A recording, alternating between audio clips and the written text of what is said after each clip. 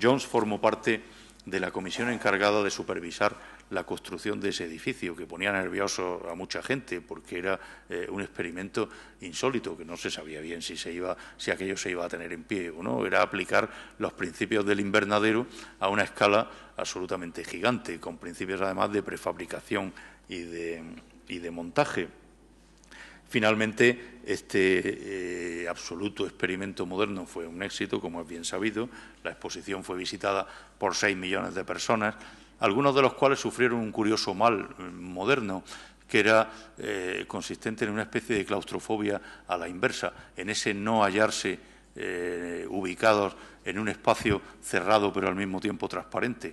Las enfermedades tienen también su historia y las manías o los síndromes psíquicos igualmente. Pero bueno, a lo que íbamos es a que Jones tuvo un papel importante en el Crystal Palace porque recibió el encargo de diseñar el programa cromático mediante con el cual iban a ser pintadas estas estructuras metálicas tan absolutamente innovadoras. Jones contribuyó o se propuso contribuir de una manera activa a la definición del espacio mediante el uso de los 3 colores primarios. Los 3 colores primarios que las normas de cuyo uso creía haber encontrado en la Alhambra y que aquí encontraba casi por primera vez el motivo de su utilización a gran escala para la arquitectura contemporánea.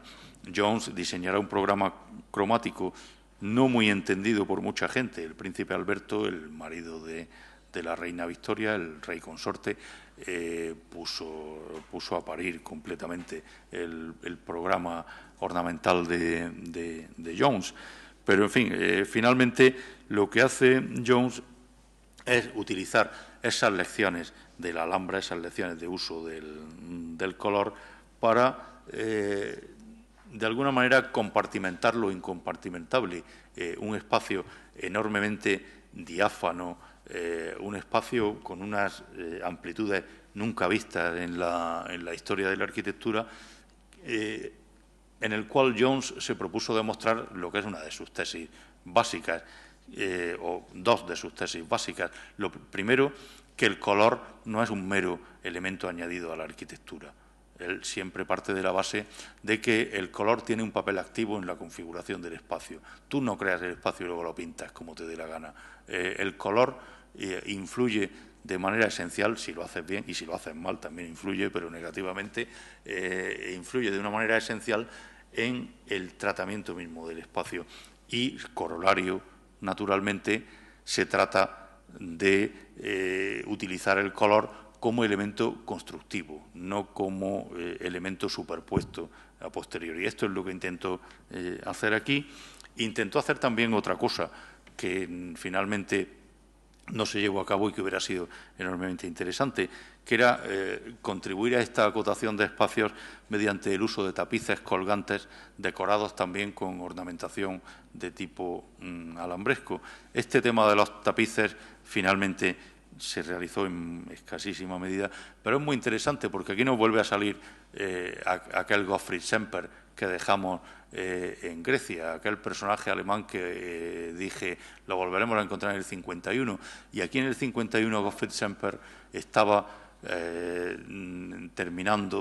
acababa de terminar su gran libro, Los 4 elementos de la construcción, en el cual prestaba una enorme atención a lo textil como base de la construcción, frente a una idea que venía de la Ilustración, de que la construcción tiene su origen en una especie de arquetipo de cabaña primitiva, donde los árboles son los postes, que luego serán columnas y demás.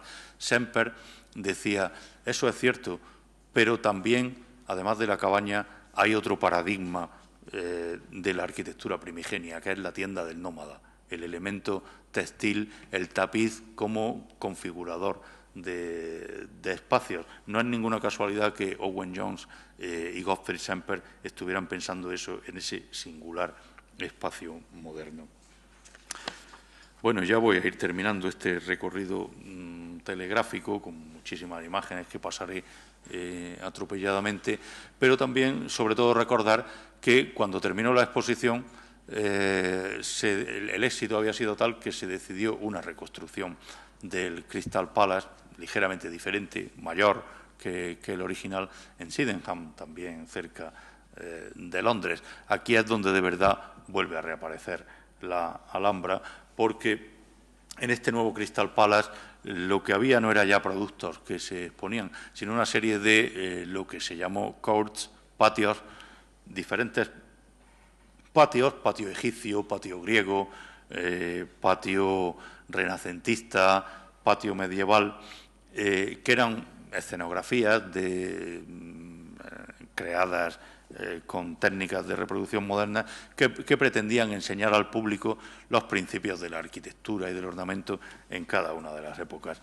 Lo interesante entonces es que en este nuevo Crystal Palace de Sydenham, Owen Jones llevó a cabo una reconstrucción muy sui generis de la Alhambra, una reconstrucción que él nunca intentó hacer pasar por una copia del original, pero que con los nuevos medios que las técnicas de reproducción artística ponían a su disposición, intentaba enseñar al público londinense, a todo ese público de todo el mundo que terminaba recalando en Londres, intentaba enseñarles cuáles eran esas lecciones que él había aprendido en Granada. La paradoja es que muchos millones de personas vieron la Alhambra con los ojos de Owen Jones en Sydenham y muchas veces al ver la Alhambra original decían esto no es, esto es distinto de lo de Londres. El Alhambra Court de Sydenham está profusamente fotografiado con fotos de la MOD, creo que ayer se habló bastante de este asunto, imágenes de prensa con ceremoniales hechos en este nuevo Crystal Palace, que se quemó en 1936. Ahí están las ruinas y ahí hay algunas señoras tratando de rescatar azulejos después del incendio. Algunos de los azulejos procedentes de ese rescate los podremos ver aquí también. Owen Jones publicó un libro con su trabajo sobre este corte. María del Mar, cuando quieras me da un aviso. Owen Jones publicó un libro muy interesante, porque de alguna manera venía a completar aquello que no dijo y que solo mostró en su gran libro de láminas sobre la Alhambra, cuyo texto, como he dicho antes, era breve y conciso. Aquí se explayó. Aquí, en este libro, que recientemente hemos hecho una edición moderna en coedición con el patronato de la Alhambra.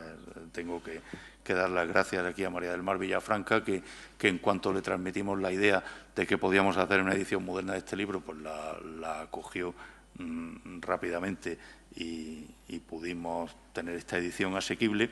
Pero en este libro Jones explica dos cosas. Explica cómo ha construido su nuevo patio de los Leones y además, fíjense cómo no trata en ningún momento de hacer parecer que ha hecho una copia exacta. Al contrario, con una honestidad científica importante, continuamente va diciendo este es el original y esto es lo que yo he podido hacer con el espacio que tenía a mi disposición. Y me he encontrado tal y cual dificultad y no he podido hacer aquello que hubiera querido, y en el que ven ustedes en Londres no aparece tal otra cosa que es esencial. Todo esto lo va explicando en este libro, en el cual, como digo, hay una exposición bastante más prolija de esos principios básicos del sistema ornamental islámico, cuya presentación en el libro anterior había corrido sobre todo a cargo de las imágenes.